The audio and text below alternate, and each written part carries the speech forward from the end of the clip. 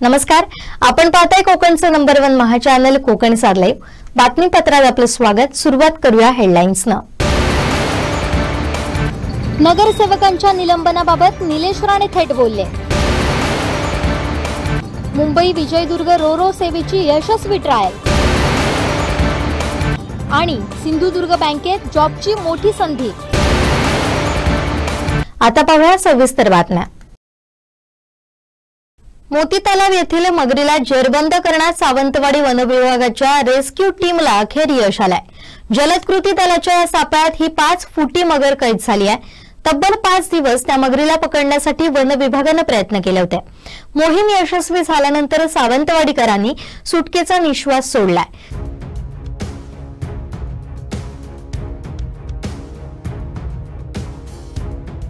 सावंतवाडीच्या मोती तलावात मगर असल्यामुळे भीतीचं वातावरण होतं. त्यात ती संगीत कारंजावर येऊन दर्शन देत होती. यामुळे ऐन गणेशोत्सवात विसर्जन स्थळी संकट निर्माण झालं होतं. त्यामुळे त्या मगरीला पकडण्यात यावं अशी मागणी करण्यात आली होती. या पार्श्वभूमीवर गेले 5 दिवस ही मगर पकडण्यासाठी सापळा रचण्यात आला, मात्र त्यात यश येत नव्हतं. तब्बल 2 वेळा तिनं संगीत कारंजावर दर्शन देखील दिलं, मात्र आज लावण्यात आलेल्या सापळ्यात जलद कृती दलाच्या मोहिमेला यश आलं. यानंतर तिला वैद्यकीय तपासणीसाठी नेण्यात आलं. उपवन संरक्षक मिलिश शर्मा यांच्या मार्गदर्शनाखाली ही मोहीम राबवण्यात आली. यावेळी वनक्षेत्रपाल सुहास पाटील, वनपाल प्रमोद राणे, पथक प्रमुख बबन रेडकर, प्रथमेश गावडे, शुभम कळसुलकर, शुभम फाटक, पुंडलिक राहुल, आनंद राणे, देवेंद्र परब, राकेश अमृतकर आदी उपस्थित होते. यावेळी वनक्षेत्रपाल सुहास पाटील म्हणाले, नागरिकात विसर्जनवेळी भीतीचं वातावरण होतं. त्यामुळे या मगरीला पकडण्यात यावं अशी मागणी केली होती. त्यानुसार तिला पकडण्यात आलं असून नैसर्गिक अधिवासात सोडण्यात येणार आहे. साधारण 5 फुटाची ही मगर होती. तसेच 364वी मगर आम्ही रेस्क्यू केली आहे. पाणी जास्त असल्यानं आम्हाला विलंब झाला. मोठं आव्हान समोर होतं, मात्र आज लावलेल्या सापळ्यात ती अडकली अशी माहिती जलद कृती दलाचे प्रमुख बबन रेडकर यांनी दिली. त्यावेळी नागरिकांनी मगर पाहण्यासाठी मोठी गर्दी केली होती. आज आपण गणेशोत्सवानिमित्त मोती तलावामध्ये भरपूर आपले सावंतवाडी शहरातले नागरिक गणेशोत्सवाचं विसर्जन करतात. त्याबद्दल भरपूर लोकांच्याकडून आमच्याकडे तक्रार येत होत्या की म्हणजे सदर तलावामध्ये मगरीचा वावर आहे, ते आपण नैसर्गिकरित्या रेस्क्यू करून तिला नैसर्गिक तिच्या आदिवासात सोडावं. त्याबद्दल आपली वन विभागाची टीम तसेच RRT आपली टीम आहे वन विभागाची, सावंतवाडी वन विभागाची, त्यांच्या प्रयत्नाने आज आपण तिला रेस्क्यू करत आहोत. आज रेस्क्यू करून तिला आपण तिचा नैसर्गिक आदिवास जो आहे त्या ठिकाणी आपण तिला सोडणार आहोत. अजून काय आहेत का ते आता जर अजून आपल्याला निदर्शनास आली तर आपण त्याचं पण रेस्क्यू ऑपरेशन आपण राबवू. आता हे आपल्याला एक वन्य प्राणी आहे, तो कसं आपण त्याला जास्त जवळ जाऊन पण चालत नाही. आपण पूर्ण प्रिकॉशन घेऊ किंवा जे आपल्या SOP आहेत त्यानुसार आपल्याला ते पूर्ण प्रोसिजर वापरायला लागते. किंवा आपल्याला कोणत्याही गोष्टीची घाई न करता रिस्तर सर्व गोष्टी झाल्या पाहिजे. वन्य प्राण्याला पण इजा नाही झाला पाहिजे त्याची पण आपण खबरदारी घेतो. त्यानुसार आपण प्रयत्नांती आपल्याला शेवटी यश मिळालेलं आहे आणि आपण आज तिला रेस्क्यू केलेला आहे आपल्या वन विभागाच्या टीमने. आपण आज काय केलं आहे? खाद्य टाकलेलं आहे. एक कोंबडी आपण त्या प्रायोगिक तिला बांधली होती, त्याच्यानुसार ते आज पिंजऱ्यामध्ये आलेले आहे. मग त्याचंही करून नदीमध्येच आपण त्यांना हे करू नदीमध्ये सोडलं जातं. वरिष्ठ कार्यालयाचा आपण त्याचा अभ्यास करून लवकरात लवकर पाठवू. मध्ये आता ही 364वी मगर आहे. आता याच्यापेक्षा म्हणजे 14 फुटापर्यंत मगरी आम्ही रेस्क्यू केलेले आहे. मगरी रेस्क्यू करायला काय नाही हरकत नाही, म्हणजे पाणी कमी असेल किंवा ती वर पाण्याच्या वर असेल तर मगरी पकडायला काय मोठा प्रॉब्लेम येत नाही. या मोठ्या डोहामध्ये वगैरे ते नैसर्गिक अधिवास असल्यामुळे त्याला पकडणं खूप रिस्की असते. ते सहजासहजी पिंजऱ्यामध्ये आपल्या येत नाही. किती फूट? 5 ते 6 फूट आहे. 5 ते 6 फूट आहे. आजचं रेस्क्यू ऑपरेशन म्हणजे कसं झालं, सकाळी आम्ही रात्री हे पिंजरा ट्रॅप लावून गेलो होतो कालच. मग आज सकाळी त्याला परत येऊन खाद्य लावलं आम्ही. या ठिकाणी कोंबडी लावली परत आणि ती पहिल्यांदा आली आणि 10 फुटाच्या अंतरावर येऊन बसली होती. मग आम्ही एक रेस्क्यू ऑपरेशन असं केलं की ते कोंबडीच्या पायाला दोर बांधला आणि पाण्याच्या बाहेर आणला. बाहेर आणल्यानंतर ते आपण हलवत राहिलो थोडा वेळ आणि ती जशी आवाज द्यायला लागली त्यामुळे मगरीने ऑटोमॅटिक आतमध्ये प्रवेश केला. माझगाव येथील प्रसिद्ध मामा भाच्याचे गणपतीचं विसर्जन भक्तिमय वातावरणात करण्यात आलं. विसर्जन मिरवणुकीत ढोल ताशांच्या गजरात आणि गणपती बाप्पा मोरयाच्या जयघोषात भाविकांनी मोठ्या उत्साहाने सहभाग घेतला. गणेश मूर्तीचं विसर्जन माझगाव महादेव मंदिराजवळील तलावात करण्यात आलं। यावेळी गावातील नागरिक, गणेश भक्त आणि कार्यकर्त्यांची मोठी गर्दी झाली होती। विसर्जन सोहळा पार पडताना सर्वत्र उत्साहाचं आणि भावनिक वातावरण होतं।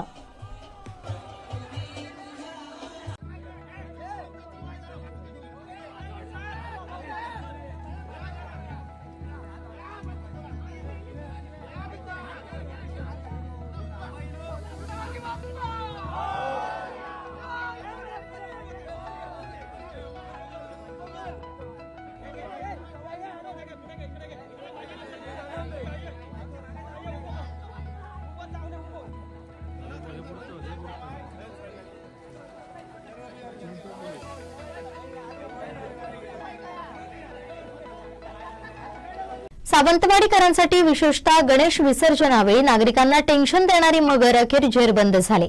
वन विभागाच्या जलद कृती दलाचे प्रमुख बबन रेडकर यांच्या मार्गदर्शनाखाली हा सापळा रचण्यात आलाय। मध्ये आता ही 364 मगर आहे। आपण याच्यापेक्षा म्हणजे 14 फुटापर्यंत मगरी आम्ही रेस्क्यू केलेले आहे। मगरी रेस्क्यू करायला काय नाही हरकत नाही, म्हणजे पाणी कमी असेल किंवा ती वर पाण्याच्या वर असेल तर मगरी पकडायला काय मोठा प्रॉब्लेम येत नाही। या मोठ्या डोहामध्ये वगैरे ते नैसर्गिक अधिवास असल्यामुळे त्याला पकडणं खूप रिस्की असते। ते सहजासहजी पिंजऱ्यामध्ये आपल्या येत नाही। किती फूट 5 ते 6 फूट आहे। 5 ते 6 फूट आहे। आजचं रेस्क्यू ऑपरेशन म्हणजे कसं झालं, सकाळी आम्ही रात्री हे पिंजरा ट्रॅप लावून गेलो होतो कालच। मग आज सकाळी त्याला परत येऊन खाद्य लावलं आम्ही, या ठिकाणी कोंबडी लावली परत, आणि ती पहिल्यांदा आली आणि 10 फुटाच्या अंतरावर येऊन बसली होती। मग आम्ही एक रेस्क्यू ऑपरेशन असं केलं की ते कोंबडीच्या पायाला दोर बांधला आणि पाण्याच्या बाहेर आणला। बाहेर आणल्यानंतर ते आपण हलवत राहिलो थोडा वेळ, आणि ती जशी आवाज द्यायला लागली त्यामुळे मगरीने ऑटोमॅटिक आतमध्ये प्रवेश केला।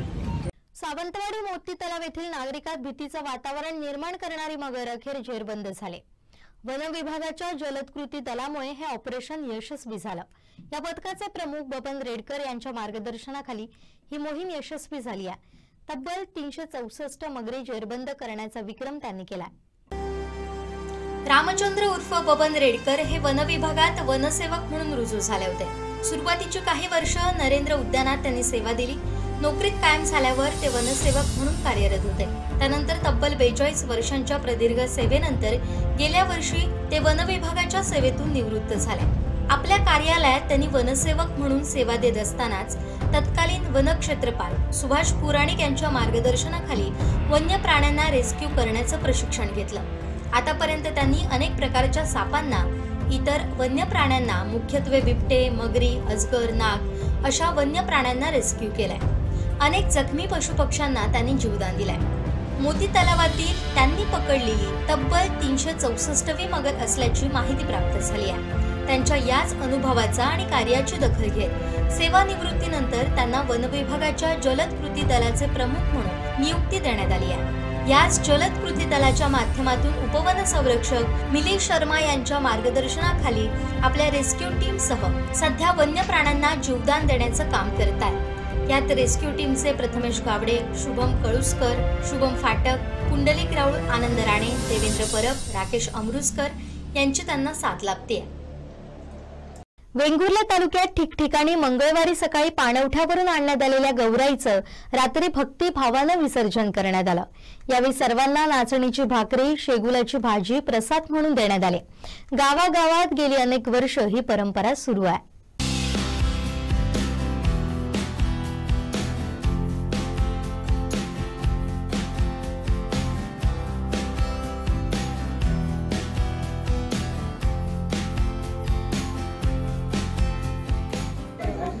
कोकणात सध्या गणेशोत्सव मोठ्या उत्साहात साजरा होत आहे।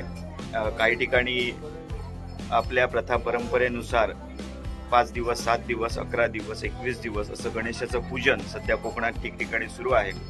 आणि या गणपती गजाननाच्या आगमनासोबतच या ठिकाणी माहेरवाशिणी म्हणून असलेल्या गौराई या सुद्धा आपापल्या प्रथेप्रमाणे प्रत्येक घरोघरी आणल्या जातात।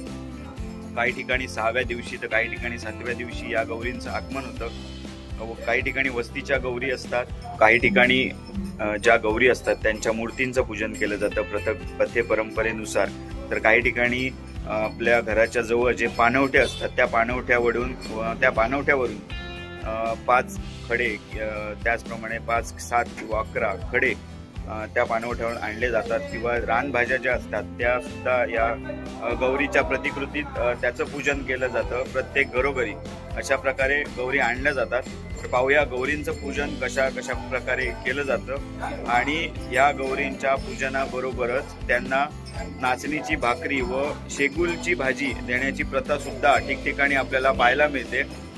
एकत्रित हे गौरींचं पूजन होतं व त्यानंतर सायंकाळी विसर्जन केलं जातं.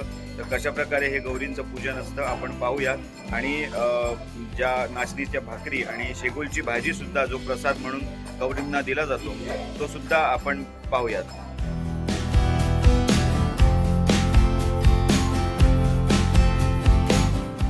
मंगळवारी या गौरी नजीकच्या पाणवठ्यावरून सुहासिनी महिलांनी आपापल्या घरी आणल्या.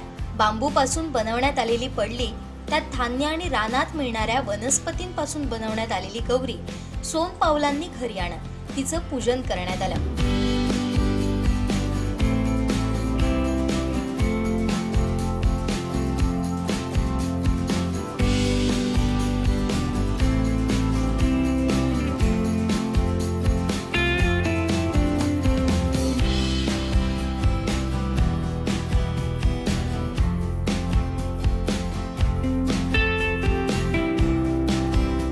यानंतर महिलांचा पारंपरिक औसे भरण्याचा कार्यक्रम पार पडला.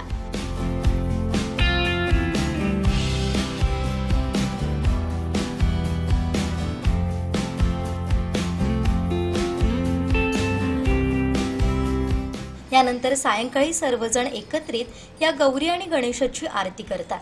गौरीला नाचणीची भाकरी आणि शेगलाची भाजीचा नैवेद्य देऊन गाराणं घातलं जातं. यानंतर पुढील विसर्जनाच्या कार्यक्रमाला सुरुवात होते.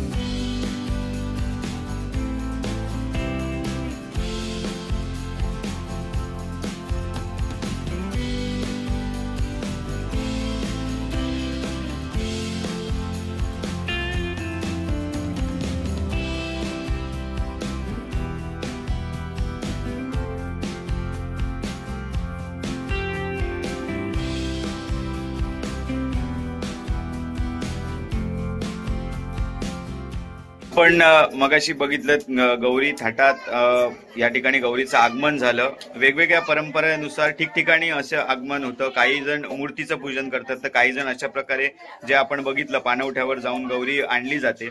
त्याच्यानंतर गौरीचं पूजन केलं जातं आणि बरेच नैवेद्य दाखवला जातो, आरती होते. त्याच्यानंतर महिलांचा जो औषे भरण्याचा कार्यक्रम आहे तो सुद्धा होतो आणि त्याच्यानंतर सायंकाळी या गौरींना नाचणीची भाकरी व शेगलाची भाजी असा नैवेद्य देण्याची सुद्धा प्रथा आहे. तर मी आता आहे मातोंड गावामध्ये आणि मातोंड गावात सुद्धा विविध प्रथा आणि परंपरेनुसार या गौरी आणल्या जातात. म्हणजे मगाशी जसं आपण बघितलं गौरी आणल्या जातात. या मातोंड गावात ही अशा ठिकठिकाणी गावात विविध वाड्या आहेत, त्या ठिकाणी अशी प्रथा आहेत गौरी आणण्याची. परंपरेनुसार गेली कित्येक वर्ष ही परंपरा या ठिकाणी सुरू आहे. तर आपण हे बघतो या ठिकाणी हे भाकरी भाजण्याचे हे बघा, हे अशा पद्धतीने पारंपरिक हे पूर्ण मातीचं घर आहे आणि मातीच्या घरात हे पारंपरिक ही आपण म्हणतो ते स्वयंपाकगृह आहे आणि चुलीवर अशा नाचणीची भाकरी भाजण्याचा कार्यक्रम सुरू आहे.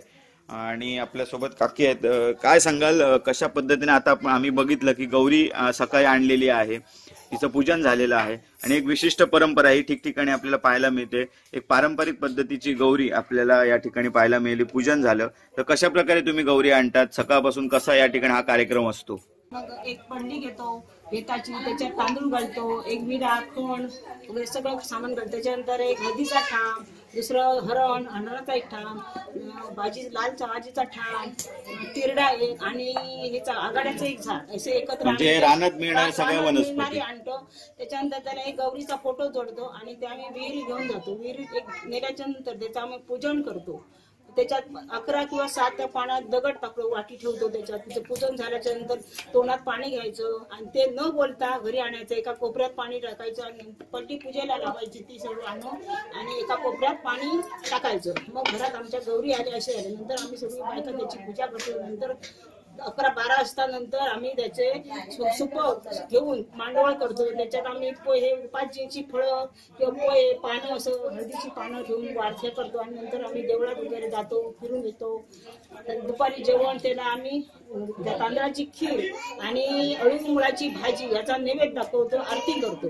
संध्याकाळी आम्ही तसे नाचणे, तांदूळ वगैरे 5 जीची धान्य घालून त्याचे भाकरे बांधतो. त्याच्यानंतर शेगलाची भाजी करतो, 5 जीची रानटीत भाजी. असे करून आम्ही संध्याकाळी त्यांना परत नेऊन सोडतो. आमच्याकडे 60-70 भाकरी भाजल्या जातात. आमची फॅमिली मोठी आहे, त्यामुळे आम्हाला एवढ्या भाकऱ्या लागतात. जास्तच लागतात पण कमी लागत नाही. आणि देवीचं विसर्जन झाल्यानंतर या भाकऱ्या वाटल्या जातात. हा, या सगळ्या भाकऱ्या आमच्याकडे सगळे गावातली लोक येतात, वाड्यातली, आणि भाकरी भाजी घेऊन जातात. म्हणजे सकाळपासून हा कार्यक्रमाची तयारी सुरू असते. संपूर्ण दिवस आम्ही बिझी असतो या देवीच्या कार्यक्रमाला.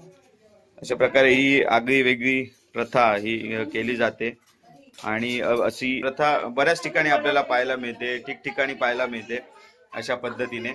आणि अनेक वर्ष कोकणात ही अशा प्रथा या जपल्या जात आहेत आणि हा जपण्याचं काम जे आहे ते या ठिकाणी या प्रत्येक कुटुंब करत आहे. आणि अशाच प्रकारे हाच एक वेगळेपणा आपल्याला कोकणात गणेशोत्सवा वेळी पाहायला मिळतो.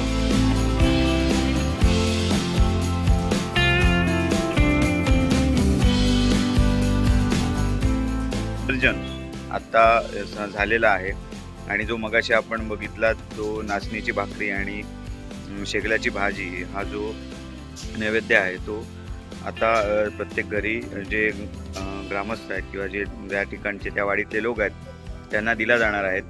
बघूया कशा प्रकारे हा नैवेद्य दिला जातो.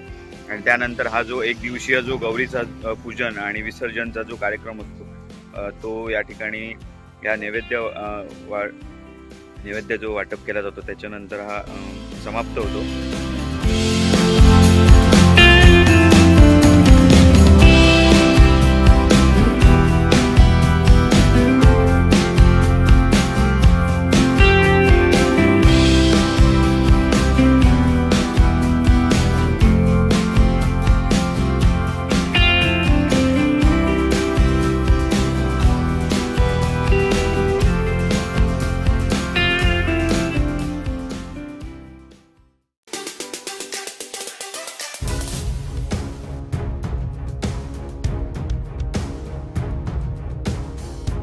सावंतवाडी शहरातील शुभेच्छांचे बॅनर रस्त्यावर आडवे झाले असून अपघात होण्याची शक्यता निर्माण झाली आहे. सामाजिक बांधिलकी प्रतिष्ठानने याकडे प्रशासनाचं लक्ष वेधलंय. शहरात नेमून दिलेल्या जागेखेरीज सर्वत्र बॅनर लावले जातात. हे बॅनर तुटून रस्त्यावर पडतात, त्यामुळे अपघात होऊन गंभीर इजा होण्याची शक्यता नाकारता येत नाही. या समस्येवर सावंतवाडी नगर परिषद लक्ष देणार का, असा सवाल सामाजिक कार्यकर्ते रवी जाधव यांनी केलाय.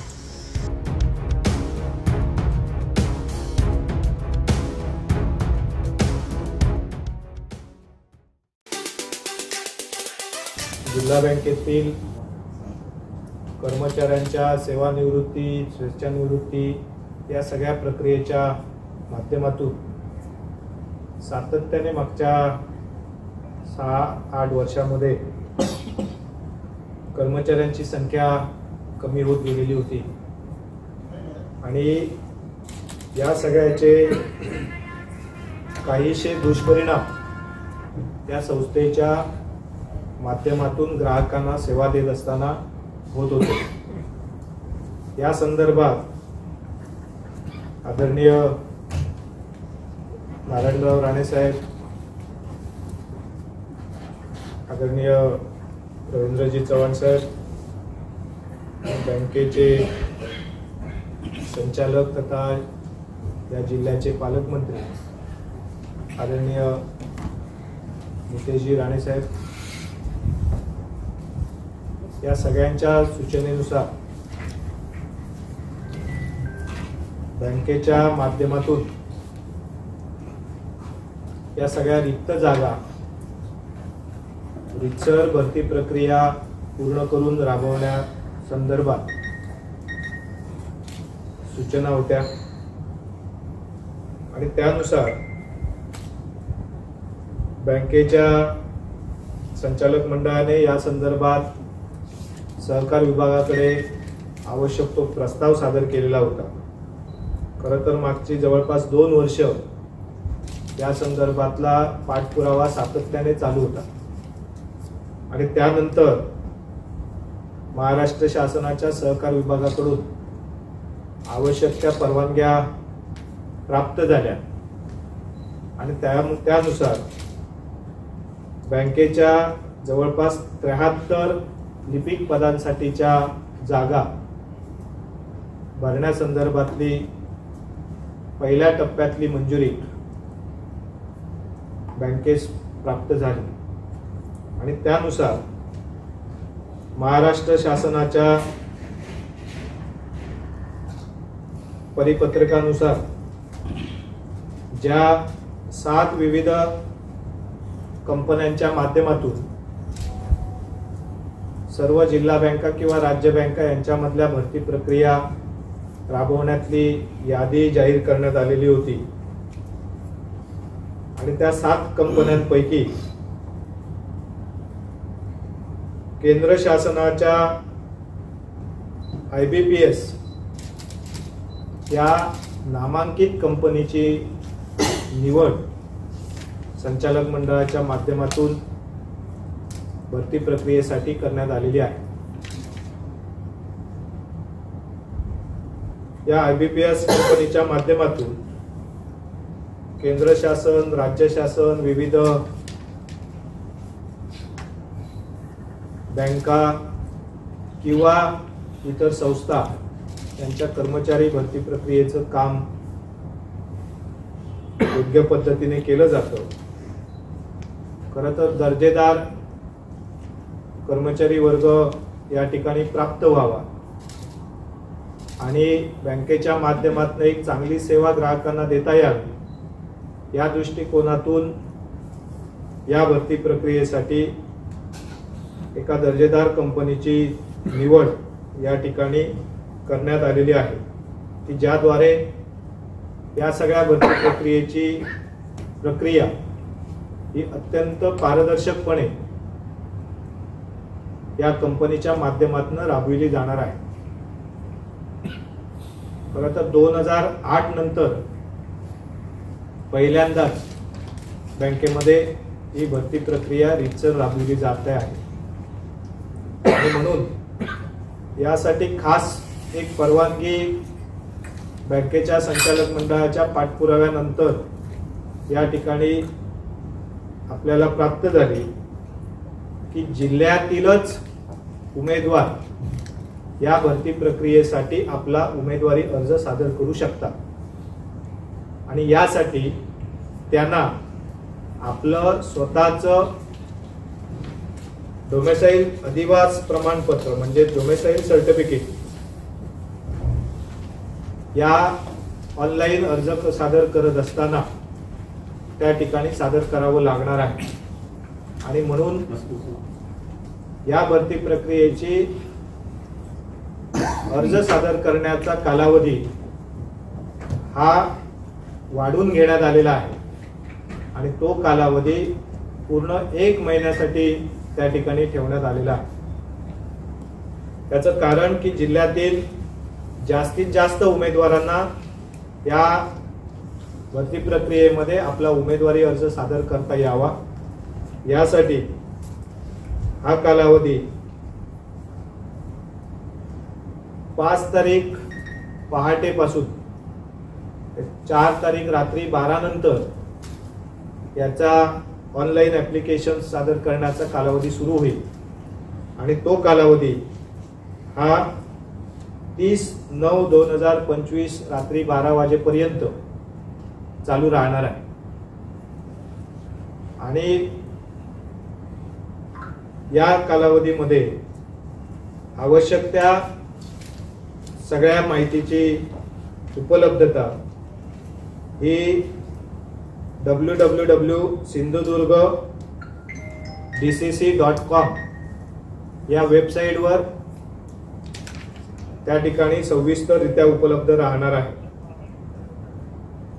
ऑनलाईन अर्ज भरण्याचा कालावधी संपल्यानंतर त्या ठिकाणी परीक्षा घेतली जाईल आणि परीक्षा झाल्यानंतर त्याच्या पुढच्या 8 दिवसामध्ये 8 ते 10 दिवसामध्ये त्याचा निकाल त्या ठिकाणी जाहीर करून IBPS कंपनीच्या माध्यमातून त्याची यादी निश्चिती करून ती यादी बँकेकडे दिली जाईल.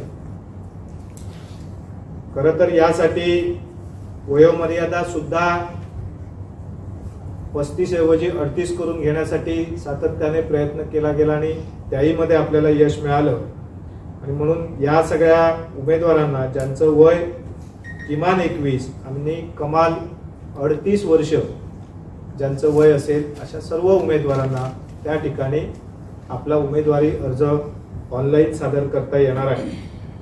या संदर्भात शैक्षणिक पात्रता असेल, संगणकीय ज्ञान असेल, अनुभवासंदर्भातल्या काही गोष्टी असतील तर याच्या संदर्भातले सगळे जे काही गुणांकन आहे या संदर्भातली सगळी माहिती प्रत्येक उमेदवाराला त्याच्या मेल ID वर डिटेल त्याची माहिती पुरवली जाईल.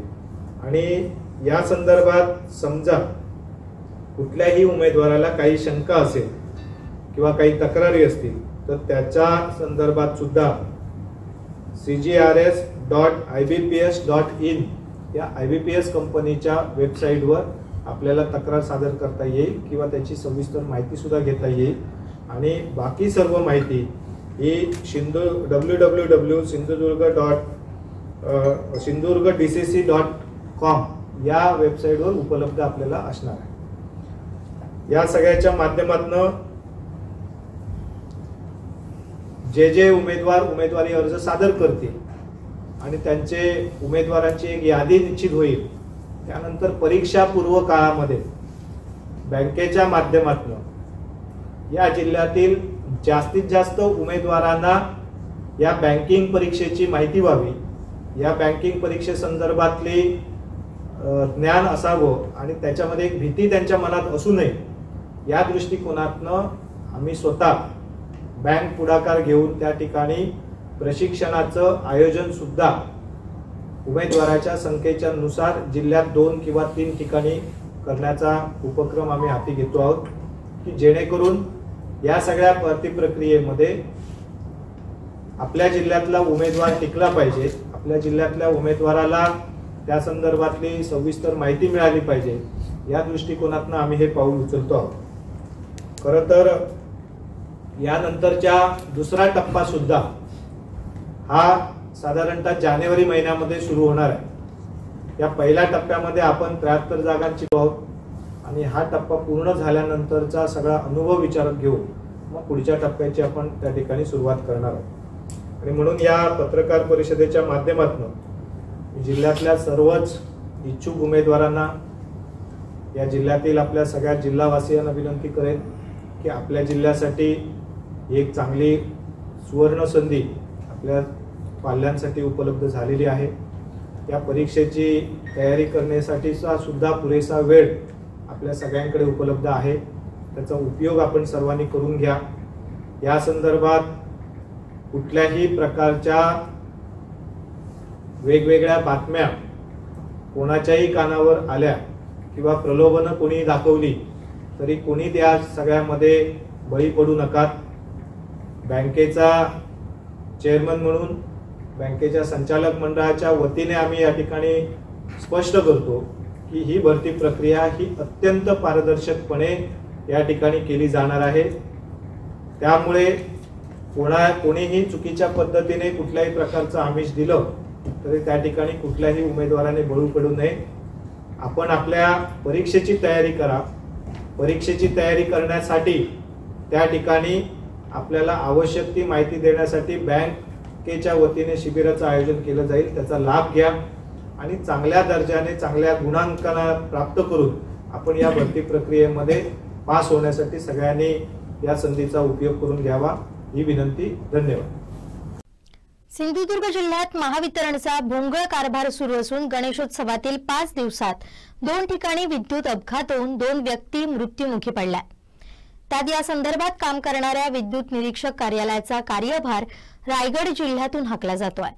महत्वाची पदं रिक्त असल्यानं सिंधुदुर्ग जिल्ह्यात उंटावरून शेळ्या हाकल्या जात आहेत. त्यामुळे वीज वितरणच्या बेजबाबदारपणामुळे जाणाऱ्या बळींना न्याय मिळणार कधी हा प्रश्न उपस्थित होत असून मृतांच्या पश्चात कुटुंबाला सरकारकडून मिळणारी नुकसान भरपाई वाऱ्यावरच असल्याचं चित्र आहे. ऐन गणेशोत्सवात जिल्ह्यातील झाराप येथील प्रताप वासुदेव कुडाळकर आणि खोकरल दोडामार्ग येथील सूर्याजी साबाजी कुबल यांचं विद्युत वितरणच्या गलथानपणामुळे बळी गेले. विद्युत तारांचा स्पर्श होऊन त्यांचा मृत्यू झाला. यापूर्वी हकनाक बळी गेलेल्या मुक्या जनावरांची, माणसांची तसेच महावितरणमध्ये सेवा देताना पोलवर चिकटून गतप्राण झालेल्या कंत्राटी कर्मचाऱ्यांची यादी फार मोठी आहे. मात्र ऐन गणेशोत्सवात घडलेल्या या घटना ताज्या आहेत. अशा घटना घडल्या की विद्युत निरीक्षक कार्यालयाकडून या संदर्भात चौकशी होते. संबंधित अधिकारी यांनी 24 तासाच्या आत घटनास्थळी येऊन पंचनामा करणं, चौकशी करणं अत्यंत गरजेचं असतं. त्यामुळे अपघातांच्या कारणाचा शोध घेऊन संभाव्य धोके टाळले जाऊ शकतात. तसेच मृतांच्या नातेवाईकांना शासनाकडून आर्थिक सहाय्य देण्याची प्रक्रिया करता येते. परंतु वर्षभर विद्युत निरीक्षक कार्यालयाचा या संदर्भात अनागोंदी कारभार दिसून येतो. उंटावरून शेळ्या हाकण्याचं काम संबंधित विभाग करतोय. सिंधुदुर्ग जिल्ह्याचा हा कार्यभार सध्या रायगड जिल्ह्यातून प्रभारींच्या भरवशावर हाकला जातोय. विद्युत निरीक्षक आणि सहाय्यक विद्युत निरीक्षक ही वर्ग 1 ची दोन्ही पदं रिक्त आहेत. रायगड येथील अधिकाऱ्यांच्या अतिरिक्त कार्यभारावर सिंधुदुर्गचं कामकाज अक्षरशः ढकललं जात आहे. त्यामुळे महावितरणच्या कारभाराचे बळी पडलेल्यांना मिळणारी सरकारी नुकसान भरपाई देखील वाऱ्यावरच असल्याचं चित्र आहे. याचप्रमाणे काही कनिष्ठ अभियंत्यांची मंजूर पदं रिक्त आहेत. सिंधुदुर्ग जिल्ह्याला जनसंपर्क अधिकारी देखील नसून तो देखील अतिरिक्त कार्यभार कोल्हापूर विभागाकडे आहे. सिंधुदुर्गची सीमा राधानगरी, वैभववाडीपासून ते दोडामार्ग पर्यंतचा भाग जिल्ह्यात येतो. त्यामुळे स्थानिक पातळीवर काम करणाऱ्या अधिकाऱ्यांचीही चांगलीच तारांबळ उडते. जाणारे बळी, वीज समस्या, कर्मचारी कमतरता असतानाही प्रशासन मात्र सुशेगात झोपलंय. जिल्ह्याचं कामकाज कसं चाललंय याचं प्रशासनाला कोणतंही सोयरसूतक नाही. विधानसभेत प्रश्न मांडून देखील राज्य सरकारचे जबाबदार मंत्री याकडे दुर्लक्ष करत आहेत. सतत घडणारे अपघात का घडतात याचं आत्मचिंतन राज्य सरकारनं करणं आवश्यक आहे. मात्र या विभागाचे खासगीकरण करण्याचा मानस राज्य सरकारला असल्यानेच ते वीज समस्या जाणाऱ्या बळींकडे गांभीर्याने बघत नसल्याचाही आरोप होतोय. परंतु यात सिंधुदुर्ग जिल्ह्यातील करते सवरते तरुण, कुटुंब प्रमुख, शेतकऱ्यांची ताकद असणारी जनावरे हकनाक बळी पडतायत. जिल्ह्यातील लाख मोलाचा जीव डोळ्यासमोर जातोय. त्यामुळे यावर काही उपाययोजना होणार की नाही, या मृतांना न्याय मिळणार की नाही, सिंधुदुर्गच्या दोडामार्ग खोकरलमध्ये 350 ते 400 किलोमीटरवर असलेले प्रभारी अधिकारी येणार कधी, निर्णय घेणार कधी याचं उत्तर आज मितीला कोणाकडे नाही. महावितरणला विचारलं असता संबंधित विद्युत निरीक्षकांना दोन्ही अपघातांची कल्पना दिली. लवकरच ते या ठिकाणी येतील. सध्या हा प्रभार रायगड इथं असून जिल्ह्यातील पदं रिक्त आहेत ही वस्तुस्थिती आहे. मात्र रायगडहून आठवड्यातून 2दा संबंधित अधिकारी जिल्ह्यात येत असल्याचं महावितरणकडून सांगण्यात आलं. तसेच संबंधित अधिकारी हे महावितरणच्या अखत्यारीत नसून ते सार्वजनिक बांधकाम विभागाच्या अखत्यारीत येत असल्याचं त्यांनी स्पष्ट केलं. गेल्या 10 वर्षांचा विचार करता सिंधुदुर्ग जिल्ह्यातील सावंतवाडी, कुडाळ, दोडामार्ग, वेंगुर्ला भागात वीज समस्या आणि बळींची संख्या अधिक आहे. गलथान कारभाराला वर्षानुवर्ष बदललं न गेलेल्या यंत्रणेमुळे बळी जात आहे. मात्र या मृत पडलेल्या कुटुंबाला नुकसान भरपाई मिळते की नाही हा खरा प्रश्न आहे. जिल्ह्यात महावितरणची यंत्रणा प्रकरण वाढू नये, तणाव निर्माण होऊ नये म्हणून तात्पुरती रक्कम गोळा करून सेटलमेंट करण्याचे प्रकार करत असल्याच्याही चर्चा आहे. यातच विधानसभेत आमदार निलेश राणेंनी जीव गेलेल्या वीज कर्मचाऱ्यांना 1 रुपया नुकसान भरपाई मिळाली नसल्याचं सांगत वीज समस्येचा मुद्दाही मांडला होता. हे सगळे आमच्या जिल्ह्यामध्ये 90% कंत्राटी कामगार आहेत. कंत्राटी कामगार असल्यामुळे त्यांना सगळ्या गोष्टींची माहिती नसते. वादळ येतो, अतिवृष्टी येते, पाऊस येतो, जेव्हा डिपार्टमेंट सांगतं त्या कंत्राटी कामगाराला आता तू पोलवर चढ, तो पोलवर चढतो. मंत्री महोदय 11 दगावले, 11 लोकांनी प्राण गमावले.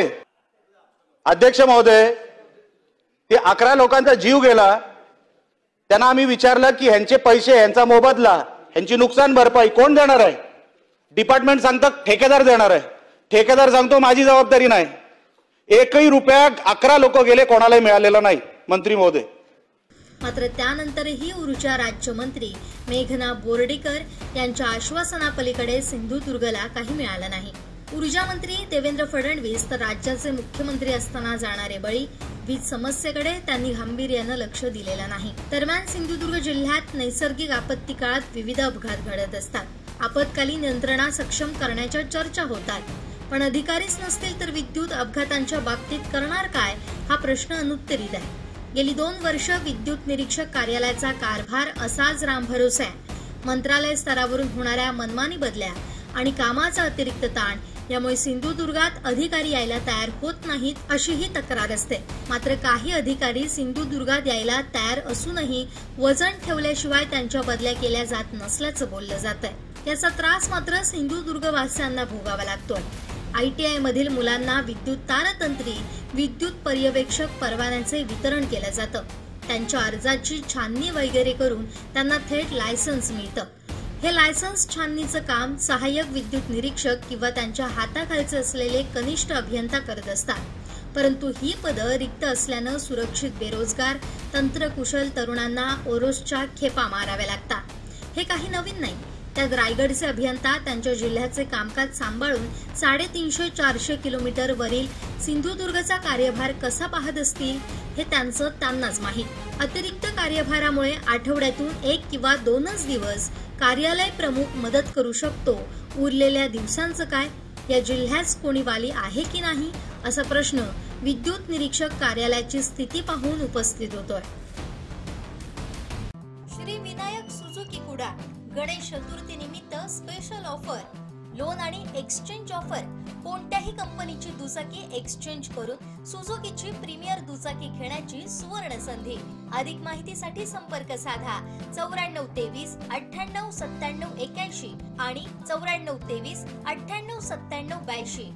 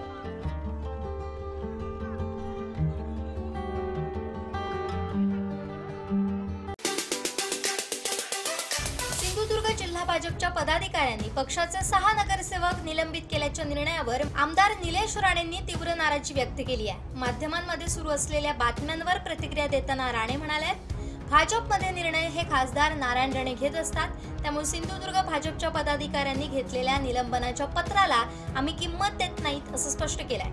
या पार्श्वभूमीवर निलेश राणेंनी थेट सोशल मीडियाच्या माध्यमातून आपली भूमिका मांडली आहे. त्यात ते असं म्हणतात, ज्या दिवशी खासदार नारायण राणे साहेब सांगतील त्या दिवशीच निलंबन आम्हाला मान्य असेल असंही त्यांनी म्हटलंय. दुसऱ्या बाजूला माध्यमांशी बोलतानाही त्यांनी अशीच प्रतिक्रिया दिली आहे. त्यावेळी ते नेमकं काय म्हणाले तेही पाहूया. साहेब, आपली महायुतीमध्ये जे आहे नगरपंचायतमध्ये महायुती आहे, असताना आपण 6 नगरसेवकांना निलंबन कुठलं केलंय? कोण बोललं? कुठून माहिती मिळाली आपल्याला? कुठे निलंबन केलंय?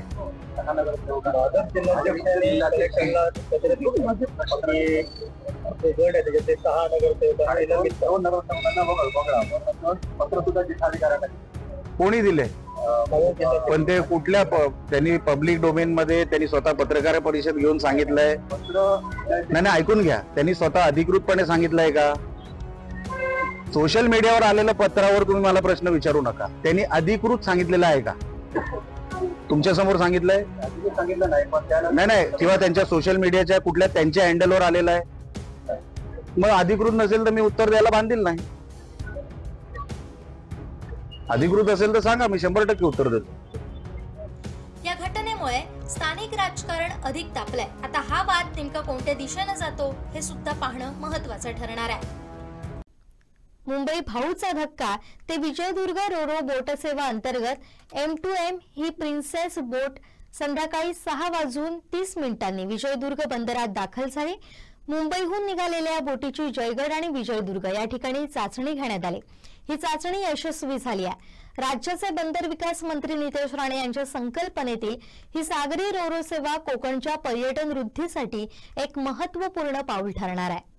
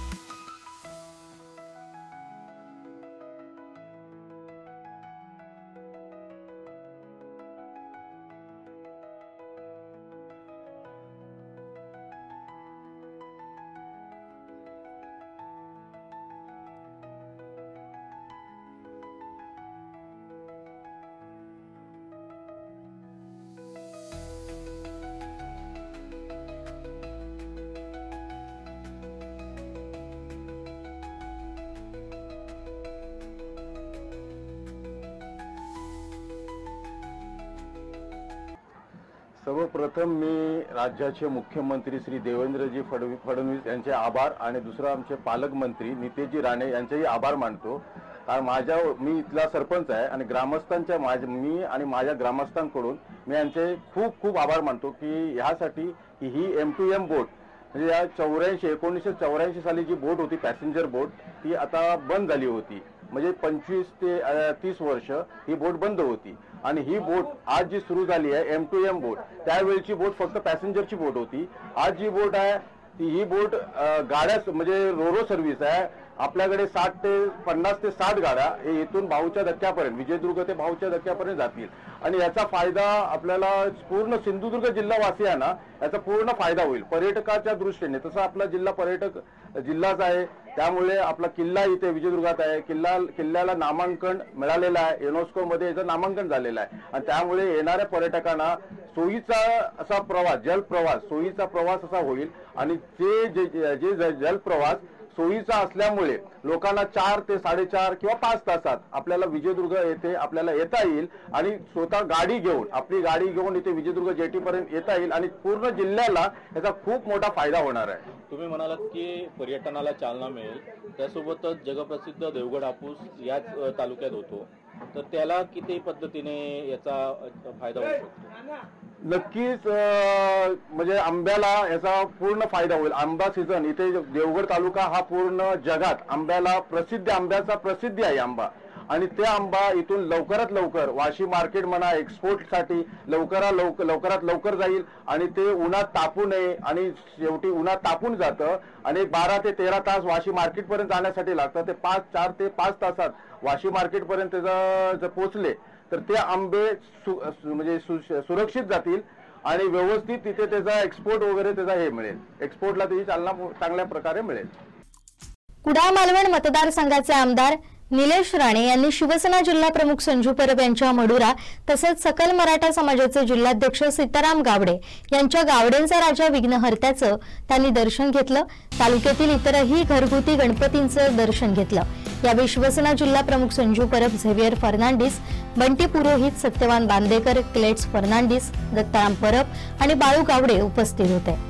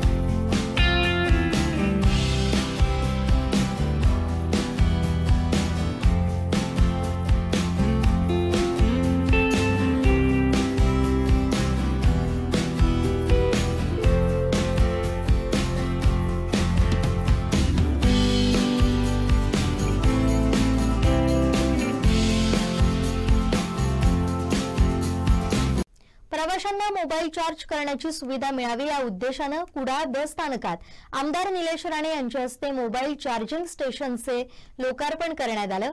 नगरसेवक अभिषेक गावडे आणि विलास कुडाळकर यांच्या वतीनं हे चार्जिंग स्टेशन बसवण्यात आलंय. प्रवासादरम्यान मोबाईल चार्ज करणं अनेकदा शक्य होत नाही आणि चार्जिंग पॉइंट शोधण्यात प्रवाशांचा वेळ वाया जातो. ही समस्या लक्षात घेऊन अभिषेक गावडे आणि विलास कुडाळकर यांनी पुढाकार घेऊन बसस्थानकात हे मोबाईल चार्जिंग स्टेशन बसवलंय. त्यांच्या या उपक्रमाचं आमदार निलेश राणे यांनी कौतुक केलंय. यावेळी बोलताना त्यांनी असे आणखीन 1000 चार्जिंग स्टेशन बसवा अशा शब्दात अभिषेक गावडे आणि विलास कुडाळकर यांना प्रोत्साहन दिलं. यावेळी जिल्हा परिषदेचे माजी अध्यक्ष संजय पडते यांच्या हस्ते नारळ वाढून या सुविधेचा शुभारंभ करण्यात आला. या कार्यक्रमाला नगराध्यक्षा प्राजक्ता बांदेकर शिरवलकर, तालुका प्रमुख विनायक राणे, शहर प्रमुख अभिगावडे, चांदणी कांबळी, विलास कुडाळकर उपस्थित होते. जनसामान्यांकडून देखील या उपक्रमाचं कौतुक होत आहे.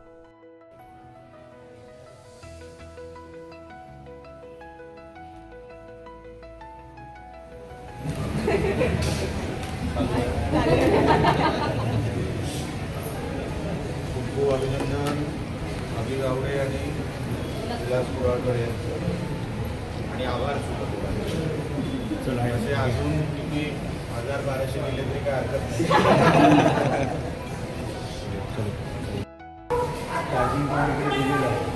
त्याच्यावर कोण देखभाल करणार, कसं कोण त्यांच्याकडे प्रशासन आपल्या इकडे इन्चार्ज जो आहे तुमचं नाव काय त्यांचं ते कोण साहेब आहे तुमचे, त्यांना माझ्याशी बोलायला सांगा. मेंटेनन्स आपल्याला करायचं आहे, सोय आपल्याला दिलेली आहे, एवढं लक्षात ठेवा. आणि माझ्याशी बोलायला सांगा. भाद्रपद शुद्ध चतुर्थीला विधिवत पूजा अर्चा करत लाडक्या गणरायाची घरोघरी प्रतिष्ठापना करण्यात आली. बाप्पाच्या आगमनानं सर्वत्र भक्तिमय वातावरण झालंय. 7 दिवसांच्या गणरायाला भक्तिमय वातावरणात निरोप देखील देण्यात आला.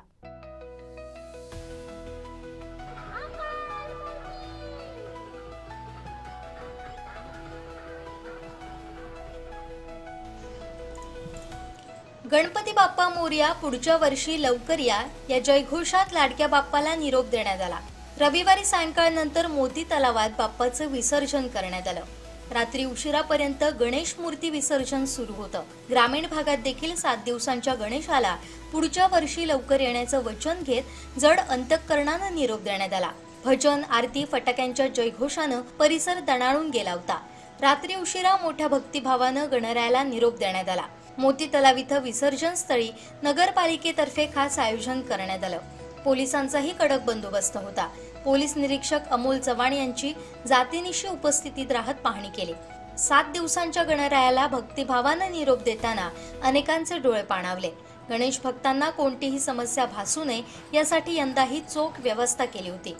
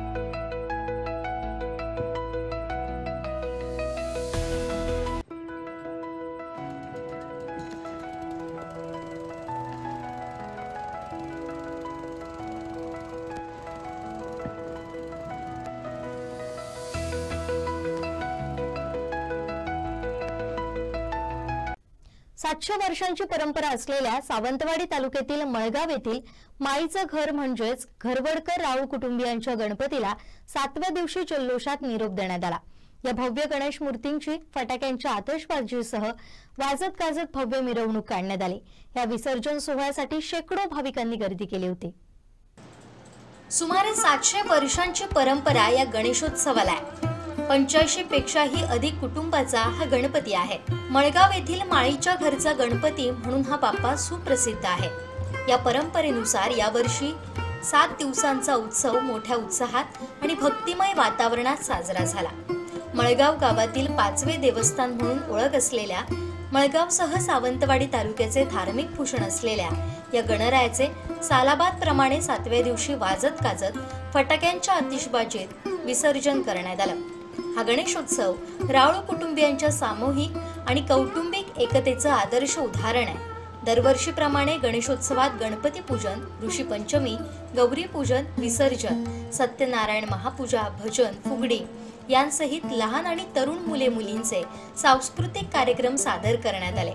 माळीच्या घरातील गणेशोत्सव हा पारंपरिक 7 दिवसांचा असतो। मुख्य म्हणजे या घरामध्ये सर्वजण एकत्र येऊन रोज काकड आरती, दुपारची आरती, सायंकाळची आरती करून गणरायाची आराधना करतात। पहिल्या दिवशी म्हणजेच मूर्ती प्रतिष्ठापनेच्या दिवशी गणेशाचं विधिवत पूजन झाल्यावर गणेशाला या कुटुंबियांकडून वेगवेगळ्या 7 प्रकारचा नैवेद्य दाखवला जातो। सामूहिक भोजनाचा आनंदही लुटला जातो। शिवाय या घरातील प्रत्येक कुटुंबियांकडून गणेशाला आपल्या आवडीचाही नैवेद्य दाखवला जातो।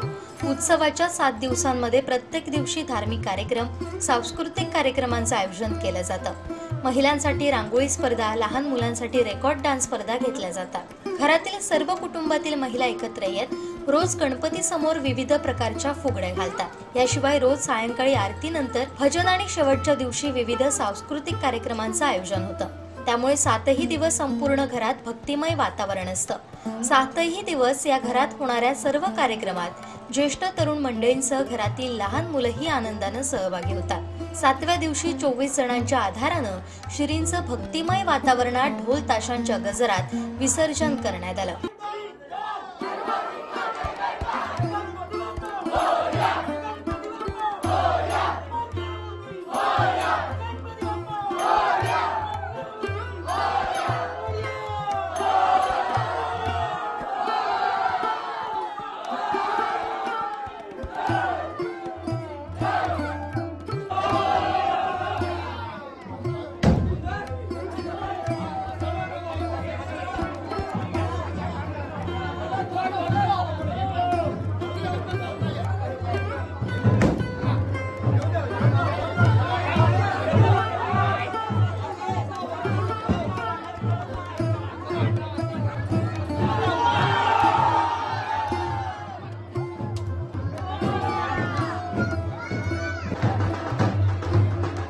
परंपरेनुसार श्री रवळनाथ मंदिर समोर या गणपतीनं काही वेळ विश्रांती घेतली। शेतातून मार्गस्थ झालेली ही विसर्जन मिरवणूक डोळ्यांचं पारणं फेडणारी होती। विसर्जनानंतर सामूहिक भोजन घेऊन राऊळ कुटुंबीय पुढच्या भेटीचं नियोजन करून आपापल्या कामासाठी मार्गस्थ झाले। 7 दिवस आपल्या लाडक्या देवाची सेवा केल्यानंतर निरोपाच्या वेळी पुढच्या वर्षीच्या गणेशोत्सवाची आज उराशी बाळगूनच गावातील वेस ओलांडली। याही वर्षी हा उत्सव मोठ्या उत्साहात साजरा करण्यात आला। या उत्सवाला नातेवाईक, मळगाव ग्रामस्थ, राजकीय व्यक्ती, सामाजिक क्षेत्रातील कार्यकर्ते, शिक्षक, उद्योजक, व्यावसायिक, कलावंत आदींसह भाविकांनी या गणपतीचं दर्शन घेतलं। माळीचं घर मधील अनेक कुटुंबियांनी गणपतीला गाराणं घालून सुख समृद्धी, आरोग्य, नोकरी व्यवसायात भरभराट होण्यासाठी साकडं घातलं। त्यानंतर भव्य मिरवणुकीनं या गणरायाचं थाटात विसर्जन करण्यात आलं।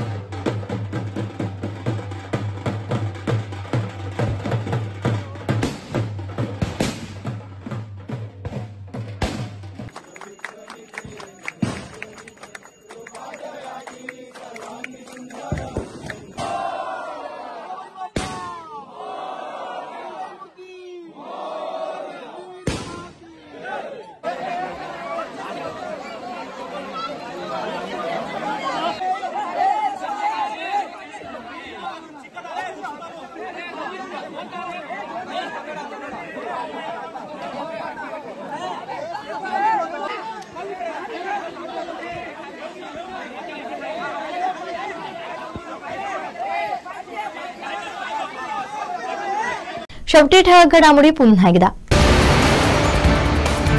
नगरसेवकांच्या निलंबनाबाबत निलेश राणे थेट बोलले. मुंबई विजयदुर्ग रोरो सेवेची यशस्वी ट्रायल आणि सिंधुदुर्ग बँकेत जॉबची मोठी संधी. बातमीपत्रात वेळ झाली इथेच थांबण्याची. पाहत राहा कोकणचं नंबर 1 महा चॅनल कोकण साध लाईव्ह. धन्यवाद.